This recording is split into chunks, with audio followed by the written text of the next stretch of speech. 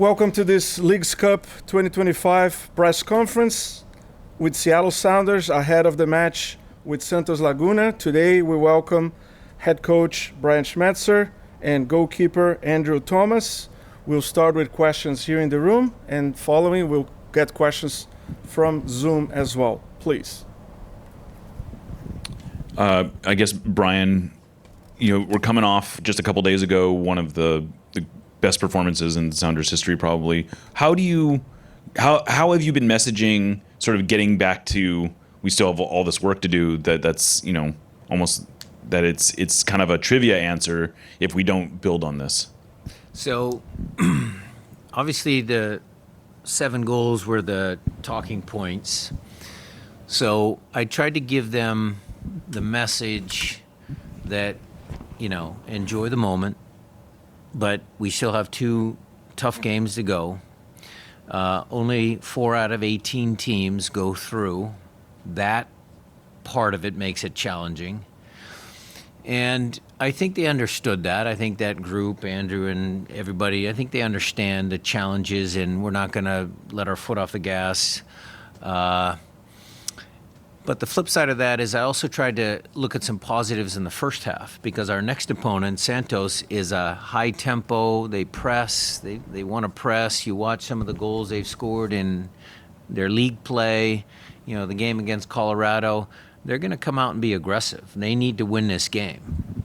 And our possession in the first half against Cruz Azul, we scored the offside goal, but that was a positive. And if we can keep good possession against Santos, that might tire them out a little bit, might wear them down, and might give us an advantage in the second half. So combination of just the message of the importance of having another strong performance plus accentuating some of the positives, hopefully they'll figure it out.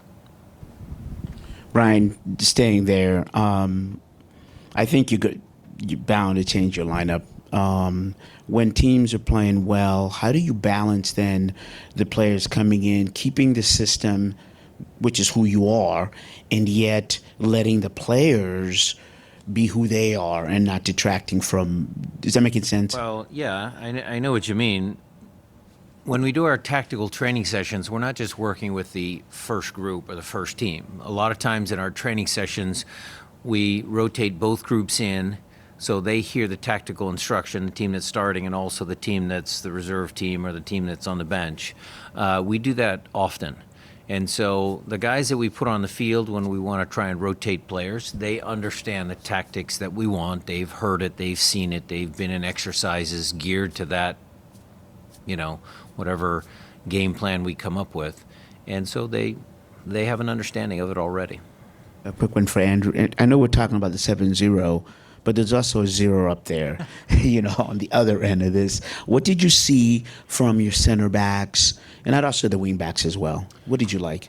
We knew that they were going to be good on transition, and I thought there were a number of plays in which guys recovered incredibly hard and incredibly quickly. And you saw that in block shots in the first half. We went in at halftime 0-0. They hit the post once and had 1 shot from distance, and that was kind of a testament to the work that the guys in front of me did to limit them to basically shots outside of the box, other than, the double block where Jackson and Nuhu, I think, dive in at one of the feet. And so you could see the desire that everyone had.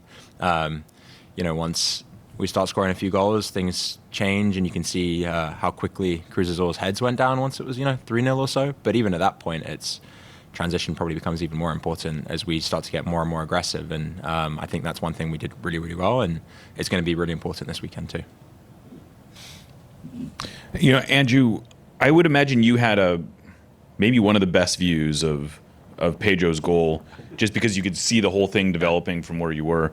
Could you just sort of describe what you saw and sort of try to explain the degree of difficulty involved in pulling something like that off? Yeah, I could see him shaping it up from my spot, and I think one thing that the camera doesn't pick up very well is how up and over how much he got it up and over the keeper.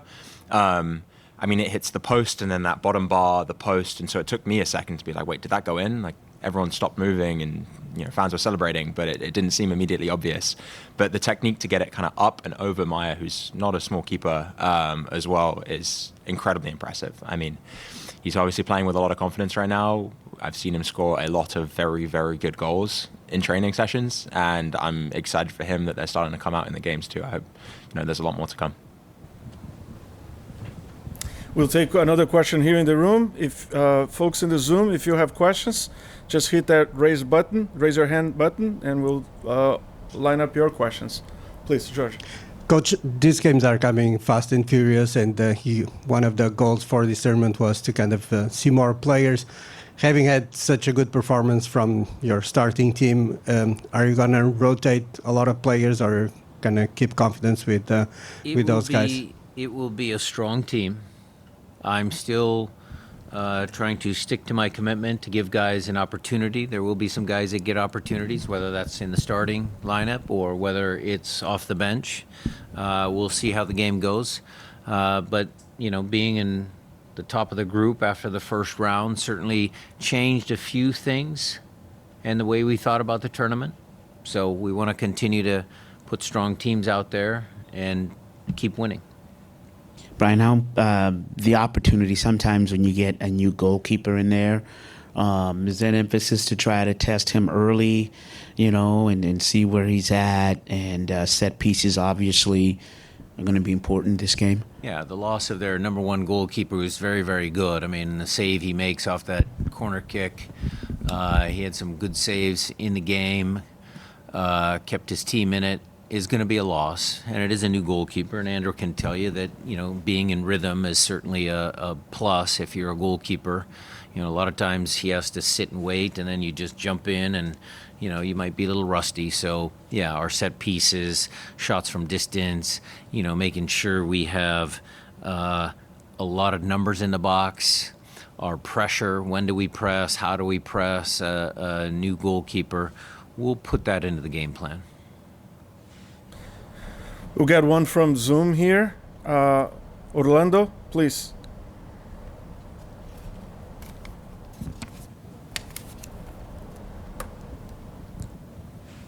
Gracias, muy buenas tardes, profesor, buenas tardes para Montero, Orlando, que está en Servicio Informativo en Deportes. Una pregunta para el profe. Después de la goleada ante Cruz Azul, el partido de mañana ante Santos, ¿se sienten favoritos y si se puede asimilar otra contundencia goleadora ante el equipo santista? Good afternoon. A question to Coach. After a match with so many goals against Cruz Azul, would you say that in this next match against Santos, your team is considered the favorite? And if it could be expected another match with that many goals? So, are we the favorites? Maybe some reporters might say that. We do not take any opponent for granted. We understand Santos is a very, very good team. We've watched enough film. We've had our film guys, do their 3 league games. Obviously, we watched the Colorado game, so they're a good team with many quality players. But, Liga MX teams have to come here to Seattle to play, and that gives us a slight advantage, and we intend to use that advantage for as long as we can. Algunos reporteros pueden decir que nosotros somos favoritos, pero yo no tomo esto en cuenta, no quiero sacar nada como garantizado. Sabemos que Santos es un buen equipo, juega bien, miramos a los videos de los partidos recientes de la liga y también con Colorado. Sabemos que tiene jugadores de calidad. Y aparte sabemos que los equipos de México sí tienen que venir acá hasta Seattle a jugar. Esto crea una ventaja para nosotros y vamos a utilizar este tipo de ventaja hasta cuando podamos.